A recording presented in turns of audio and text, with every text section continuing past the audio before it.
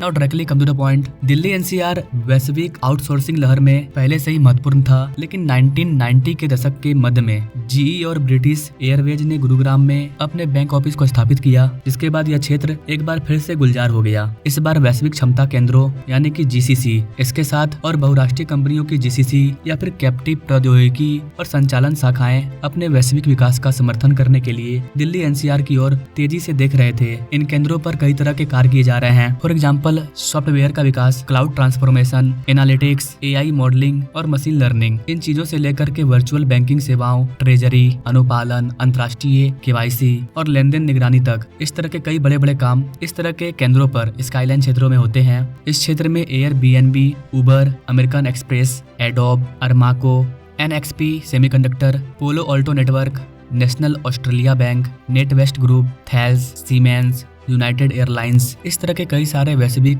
Marquee नामों की GCC यहाँ पर अवेलेबल है। एमएनसी को जीसीसी स्थापित करने में मदद करने वाली कंपनी एएनएसआर के सह-संस्थापक विक्रम आहूजा कहते हैं कि दिल्ली एनसीआर वैश्विक बीएफएसआई प्रमुखों, पेशेवर सेवा फर्मों और अन्य ने इस क्षेत्र को जीसीसी स्थापित करने के लिए आकर्षक पाया है। उन्होंने कहा कि भारत के लगभग 15 से 18% जीसीसी दिल्ली एनसीआर में है और यहाँ पर इनकी संख्या बढ़ते जा रही है। नेस्कॉम स्ट्रेटेजिक रिव्यू 2025 का अनुमान है कि भारत में करीब 750 जीसीसी हैं, जो कि 1.5 मिलियन से अधिक लोगों को रोजगार देते हैं। आहूजा का कहना है कि दिल्ली एनसीआर उत्तर भारत से प्रतिभाओं को आकर्षित करता है, जिससे ऐसे समय में लोगों को काम पर रखना आसान हो जाता है जब बेंगलुरु और हैदराबाद जरूरत से ज्यादा केंद्रित हो रहे हैं। कई जीसीसी के लिए दिल्ली एनसीआर अन्य शहरों की उनकी मौजूदगी का पूरक है। उदाहरण के लिए अमेरिका में स्थित डेटा शोध और एनालिटिक्स फर्म एस&पी ग्लोबल के गुरुग्राम, नोएडा और अन्य शहरों में जीसीसी में 15,000 कर्मचारी काम करते हैं। एस&पी ग्लोबल के भारत साइट संचालन को